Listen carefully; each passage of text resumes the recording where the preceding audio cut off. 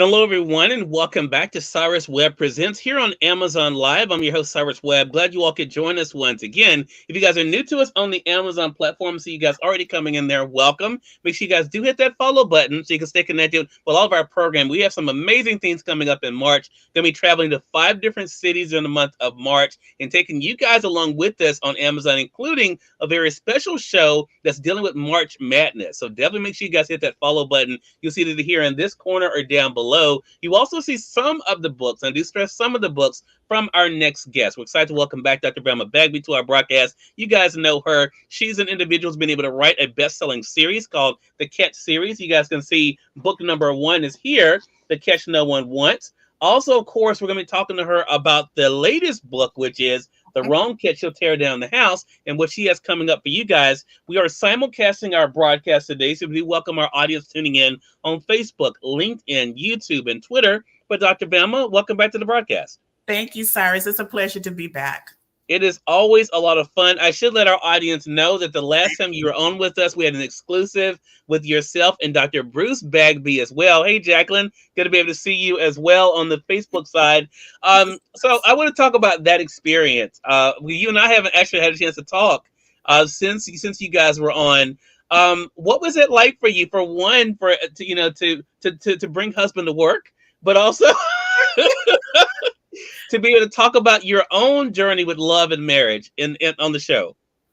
Well, first of all, my husband is usually at work with me. He's somewhere in the vicinity listening and enjoying the show. But that was the first time he made a commitment to join me, and I loved it. And what a perfect time to celebrate our 50th wedding anniversary. And so many of the readers had asked about him because they've heard me talk about Grayson and me modeling some of Grayson's character from him. And so many of the readers couldn't wait to meet my husband. And so it turned out very well. I enjoyed it. Yeah, I did too. The show did very well. Jacqueline says it was great. A great show with Papa Bruce. I love that show. Thank you for that, Jacqueline. And Melissa says hello. Hello to you, Melissa. Is joining us on the Facebook side. She says hello to you as well. Let's see. Jacqueline says Cyrus had me in tears. Oh, well, I hope that's in a good way. Oh, she says, yes, he laughed so hard. Yeah. Yes. It was a lot of fun for me. And it was a great show. But it was so appropriate, Dr. Velma, because because of the brand you're building with this series of books, this best-selling series, people are going to be more curious about you, right? And to know about your own journey with marriage and love. So I think it was great for those who have not gone and read the book. We're not going to talk about it too much here, but My 70s Love Story, you guys have to pick it up. If I don't have it in the carousel already, I will make sure we drop it in there because I think you guys should definitely read it. So for yourself, before we get back into the Catch series, Dr. Velma, talk to us about that. Because, I was quoting last time some parts from that book. What was it like for you to kind of reflect on the journey to how you got where you are today?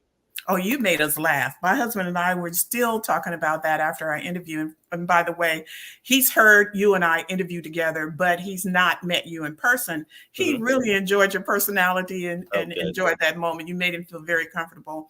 Good. But just talking about some of the things that you referenced in the book just brought back memories for us because we lived those moments. And so it was really fun to talk about it.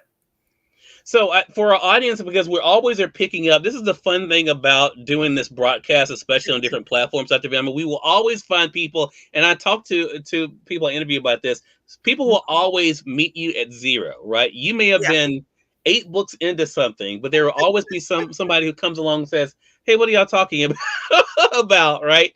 How did this all start when it comes to the Catch series? Take our audience back to how it all began. It began with, first of all, it wasn't my plan. As Dream by Design, Melissa Banks would say, you dream it, you say it all the time, you chase after your goal. This wasn't my goal. I retired and I thought that was going to be it for me. And, I wrote a lot on the job in my role as a deputy administrator, but this wasn't my goal. It was my oldest daughter and youngest daughter who encouraged me to write because the conversations we were having about men. And so it was them that encouraged me to write. I still was not convinced that was something I needed to continue to do until I got the response from the readers. And even before I released that very first book, based on our conversations together, I did speak in a variety of church opportunities, church events that I was invited out to. And I said, well, you know what? Let me test out and see if people really want to hear what I have to say about the current state of things as it relates to dating and relationship, or I call it dating for marriage, because we're not talking high school dating. And I was just overwhelmed and shocked by the reaction. And that told me, well, maybe this is not just a one book wonder. Maybe this is something I'm supposed to do. And so I tested again. Once I changed genre with the Catch series, I knew that what I wanted to write about were stories that will allow people to discover their own situations in the stories versus me preaching at them in a non-fiction book. I just wanted to weave it the way Jesus weaved the parables. And that's how it got started. And I was overwhelmed again with the response that people had towards that very first book, The Catch No One Wants. And that told me I was supposed to stay on this journey. Yeah. I want to go back to something you just said that's interesting because it ties into what we're seeing in the world right now. And you mentioned the type of dating. Like you said, you're talking about dating for marriage, not what you call high school dating, or what I call is that people who date for entertainment, which I've never fully understand, because to me, this is my opinion, that to me cheapens what marriage is supposed to even be about, that dating is supposed to even be about. What has that been like for you to, through this series, even though you're not preaching at them, Dr. Bama, what has it been like for you to get them to maybe even rethink the way they look at dating? Well, first of all, that's a practice that's only been a practice just a couple of 100 years old. So really what we had was the biblical form of dating. You dated because this is a person you saw yourself living with for the rest of your life. Well, we adopted this current method of what I call high school dating, which is only just about 200 years old. And all it does is just leaves you with a path of broken disappointments, hurt, all of the things, you name it, that's what it does. When really high school is simply just being social, having friendships. That's all. When I met my husband in 10th grade, I wasn't looking for a husband. I followed the instructions to create the husband to be prayerless because that's what our teacher told us to do. But I was not looking for a husband. My mind was on achieving my goals, going off to college, getting off my mom's payroll, all the things that I wanted to accomplish, And so it just takes our focus away from the way things are supposed to be. And people have forgotten the blueprint that God has already given us to discover our mates. So true. Jacqueline has a comment here. It says, she says, for people who may not be readers to see their chemistry on your show, it makes them want to read her books. Oh, thank you for that, Jack. I appreciate that.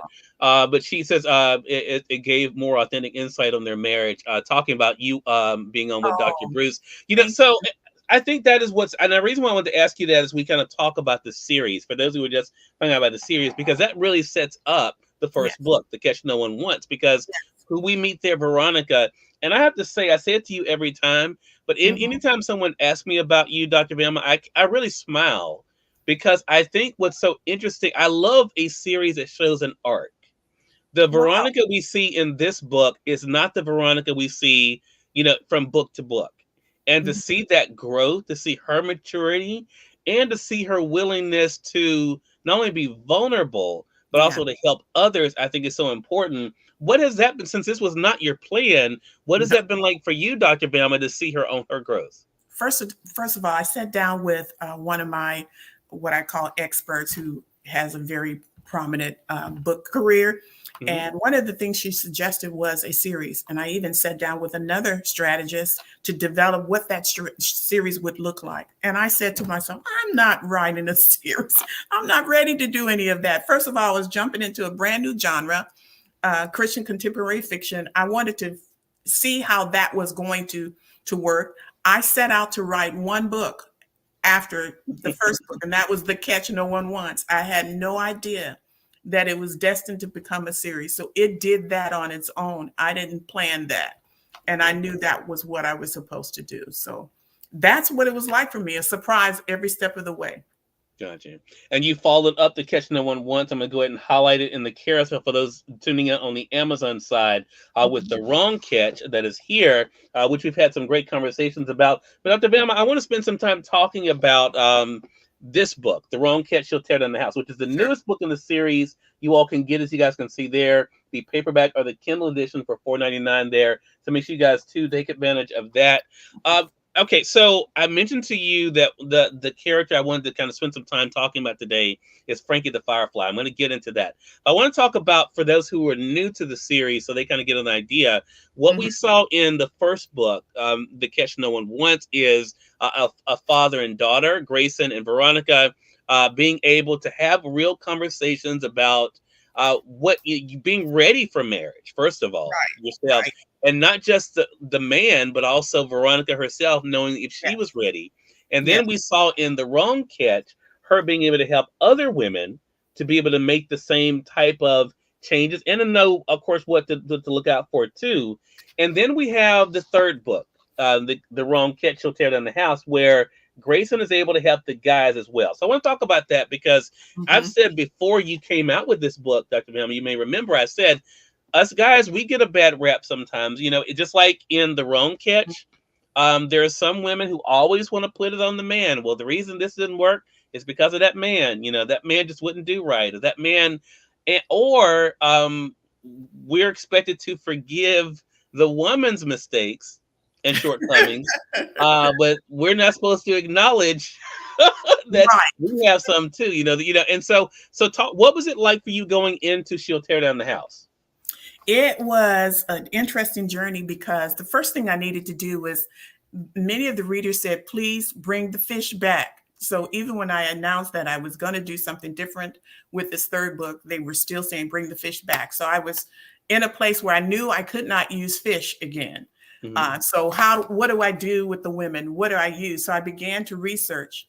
And lo and behold, as I researched insects, several of them stood out to me. I knew exactly the characters that would match them. And then animals. And then the one that surprised me was the church doll. I said, am I going to include that? I said, I guess I am. People are going to be curious about the church doll. What is she and what did she do? So that's how it came to be. Jacqueline said the antelope chapter was one was one as well. So let's talk about Frankie the Firefly. And the reason why I chose this one is because we as men, and I wasn't actually raised this way, I have to say. I was raised by a very strong mother, but also a father who was in the picture. My stepfather, who was just like my dad. He's been in my life since I was 5 years old. But it was interesting reading The Wrong Catch, She'll Tear Down the House, because I thought to myself, it is so easy. We as men, we always do try to fix. In my professional world, before you all knew me in this profession, I literally worked as a crisis manager before I got into broadcast and everything. So I literally was a professional fixer. That was what I was brought in to do for situations. Okay. But professional fixer. Yeah, so it's worked well for me in this area too. But I digress, though. But no, it isn't. That's actually a characteristic of a man. He's a fixer. Yeah, but it made me think about the chapter where you talk about this very point, and that is what we need to know about Frankie the Firefly, because as we're able to kind of watch what unfolds on video in the book, at least, we're able to know the things that should have been warning signs. But I want to actually read something on page 117 for those who have the paperback edition. I have it highlighted for you guys on the carousel on Amazon. There, Dr. Velma writes this: the moral of my story, my life with Frankie the Firefly continued to be unhealthy. I believe God will provide a way of escape if we pay attention. Did you hear the story of the helicopter? A man was living in the middle of a stormy season that caused a flood. He stood on his porch praying God would answer his need. A boat stopped by and offered to give him a ride. He told the boat owner, no, thank you, God will help me. The flood water began to flood the house, so he got on top of the roof. The helicopter flew overhead and offered to get him off the roof. He told the operator, no, thank you, God will help me. Then the flood waters covered the rooftop and the man died. Once in heaven, he asked God why he didn't save him. God responded, who do you think sent the boat and the helicopter? And then you wrote this, Dr. Bam, and this is what I want to talk to you about. God sent help, but the man refused to take advantage of it. I took advantage of the help God sent me through Pastor Grayson and a psychologist. I did the work, but Frankie the Firefly didn't. The next help God sent me was a move-in special to secure an apartment in a new complex. Away from her. Right. So I want to talk about that because we as men, and some women too, but I just speak from, from Yeah. guys, Yeah. we sometimes don't like to admit that we've messed up. And we do try to find ways, especially if we feel like we're good guys, right? Yeah. We want to feel like, you know what, I did everything I could. I did everything I could. What was it like for you in crafting that story, Dr. Velma? Not only, of course, about the Frankie the Firefly, but the man that could not, that it almost took, ruining everything to kind of get the picture. Yeah, I think that's what happens a lot of times. Again, men being fixers, you can't fix the other person, the other party. The job of fixing is fixing you first, Yeah. and then work on the areas of your household and your lives together. But the problem with her is she was one of the narcissistic women, remember? And I said the reason I felt that was important to include several characters who are narcissistic, because we always talk about the narcissistic men, not the narcissistic women. And yet they're really more sly and underhanded and slick about who they are. They present themselves one way and it turns out to be another way. But had he used the tools better, had he used the appropriate ways to discover the red flags and really examine her heart closer, he would not have gotten into this situation. He just would not. And that was really the moral of the whole story. There was another point, though, in this, and if our audience, if they're reading it too quickly, they may have missed it, Dr. Velma. I, as someone who believes very firmly, as someone who is, I think you know this, I know my audience knows I'm a suicide attempt survivor, that I believe in professional help. I don't think that makes you any less of a person of faith or less of a Christian to get it. I hope people saw that not only was it Pastor Grayson that helped them, but he saw a psychologist too. Why was that important for you to mention with him? Because people assume that pastors and leaders of the church are skilled in every aspect. No, they may be skilled in helping you to identify what the issues are and the challenges, but they definitely should refer you to someone who's more qualified to continue to walk with you through the process for you to move away from it and overcome it. And I think that's respectful, to know what you can do. Sometimes laying hands and praying you through is not what you need. Sometimes you need to sit in the office of a professional and deal with and face those issues that you have first.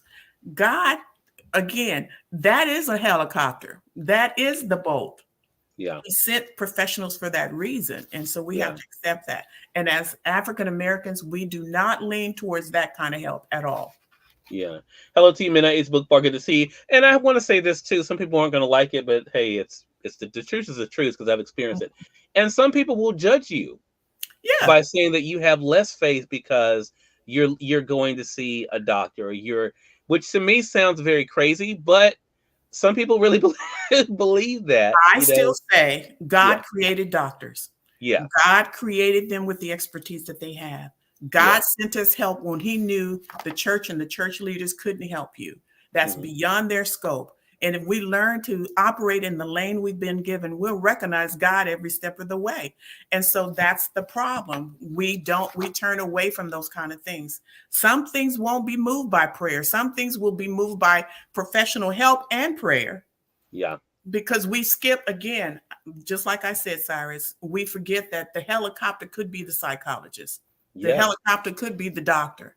And you're saying to God, I don't want to be helped that way. Send another way. Yeah. So that's what I have to say about that. And that's why it's important. And that's really why I wanted to pick up on this for this conversation, Dr. Velma, because I thought to myself, I mean, who was able to help that individual be able to navigate that helicopter and that boat? And I think a lot of times we, there are gifts in men. And that for some people, the psychologists are that gift in men that they need. Hello to you, Myra. Myra is on Facebook. She says hello. And Jacqueline says mental health is needed. It definitely is needed, Jacqueline. And that's why I was so interested that you chose this book. This book really, I think, is my favorite in the series. Oh my gosh. Yeah, I'm being totally honest. Yeah. Because there were so many things you did I did not expect. Like I've harped on already ad nauseum, I believe, the fact that Grayson connecting with the men, we don't see that a lot. Yeah. in literature today. Yeah. Christian fiction or not, we don't see that type of acknowledgement of who Mm-hmm. you are and what you're dealing with. Mm-hmm. That you mentioned, even though it wasn't a big part of the story, just mentioning that, like, that normalized it. Yeah. That he was able to say and not have shame about saying, I saw Pastor Grayson and I saw a psychologist. You know what Yeah. I'm saying? I agree. I agree. And so for me, hey man, it's welcome to be able to see you as well. So I want to ask about that Yeah. for yourself. How did you decide what ingredients you wanted to have? Because you had different ingredients in the setting with these men and Dr. Grayson than you had with Dr. Grayson and the women in the Wrong Catch. How did you decide what you wanted to include in these conversations? Cyrus, I owed it to the men who allowed me to interview them to build the basis of this book and the characters. I owed it to them. I owed it to my husband, who said, when will you write a book that will address some of the challenges that men have? Yeah. I owed it to the men in my family who I've watched experience some of the things we talk about in the book. And it saddened me to watch those kind of mistakes still happening today. And it's because we're not talking about it anymore. And so all of that were resting on my shoulders as I created these stories. So that's why we wrote those things. For instance, the church doll, that was something I remember seeing as a kid. Growing up, I didn't understand it, but I did later on in life. So all of that, I thought, to integrate some truth in there and weave those stories in a way that people will recognize these as real life issues and real life challenges. So if they're real life challenges and issues, although in a fictional book, it's important to show real life action and things that we should do if we're faced with these kind of things. Yeah, such a great thing. Jacqueline says women needed to read this to understand why they get to the point to become the fish they are. That's a good point. Yeah. And so that leads us to, our time is already going. So that leads us to what's to come. This always happens. I know you do that. You do that, Wait a Cyrus. minute, I do. I thought we just talked about not blaming the man. Well, in this particular case, I'm gonna blame the host. Just kidding. I would take that. I would take that. I'm in the midst of working on book 4. Look, that's what that was what I was going to segue into. So, with that being said, I know it was kind of set up in this book. What are you looking forward to? I'm not going to ask you any details, but what are you looking forward to in continuing the series? Did you say continuing the series? You said you're working on book 4. Were you giving me instructions and directions? No. I'm just saying. You said you were working on the series, Cyrus. No. You said you're working on book 4, so that's why I was just asking. Yes, what are you looking forward to sharing in the next book? Maybe I say it that way. I'm looking forward to sharing success stories. Oh, okay. Mm-hmm. We've had these conferences. Now, what has come out of it? I like that. Mm-hmm. So kind of like what we saw in The Wrong Catch, in this one, we're able to see the man that was able to come back and so talk about what he used to be like. Oh, I like it. I like it. To meet others. Yes. Nice. Because if we're given the pattern and the blueprint, what have you done with it? So now you get to hear what people have done with them and what successes they've experienced. I like that. This is my first time hearing this. Midnight's Book Bar says that would be great. I agree, Midnight's Book Bar. I like that. I like that a lot. So I want to make sure I get this in. So outside of writing these series, you also are doing speaking, you are doing workshops. So what else should our audience be on the lookout for from you, Dr. Velma? Well, I have been in conversation with my publicist, and I can't mention his name because there's a conflict on this show. Oh, okay. But I think many of you listening, you know who that person is.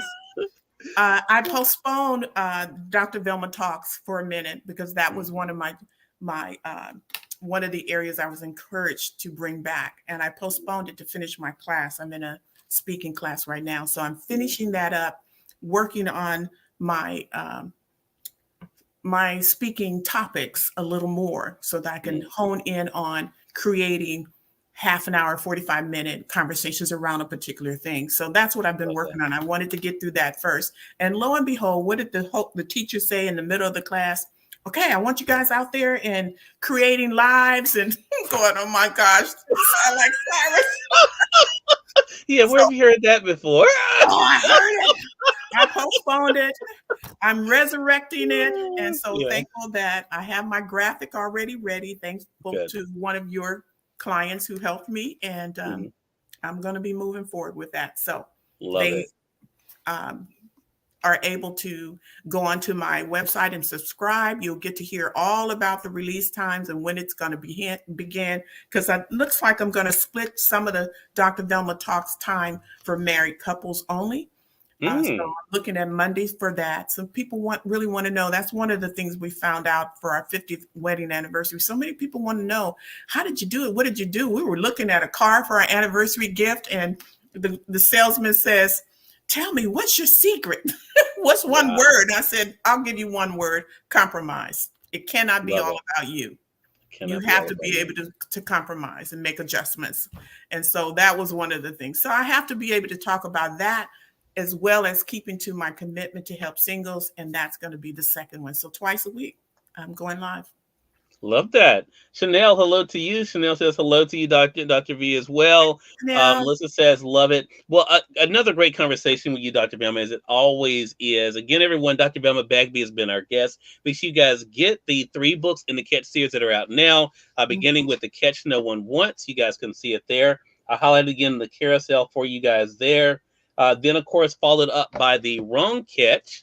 You all can see there. I'll highlight that one for you guys. I did, while we were talking, add the book that I mentioned earlier, My 70s Love Story. It is in the carousel as well for those who have not gotten it. You can get it for 99 cents. And then the newest book in the series is this one, The Wrong Catch Shall Tear Down the House. All of them here on Amazon as well. Dr. Velma, you mentioned, of course, them signing up and staying connected. Give out the website again, please. is drvelmabagby.com. All right. Dr. And then to Velma, find out about other projects that I have going on, because I have an anthology I'm participating in and 2 speaking engagements, and I'm looking forward to both of them in April and May. So if you want to stay connected, please do so. And I'm on all social media platforms. Love that. Love that. So you see how she got all that in there? See, she's a professional. She knows how to get right, Dr. Is that what Velma. I did? Yeah. Yeah, there you go. Just get it all Well, up in there. Dr. Velma, always a pleasure. Looking forward to our next chat together. thank you. I appreciate having this conversation with a professional fixer. That's my other life. My other Oh, life. But we thank you all for tuning in to this episode of Cyrus Webb Presents. Until next time, I'm Cyrus Webb saying thank you so much for being with us. We'll talk to you all soon. You all take care. thanks, everybody.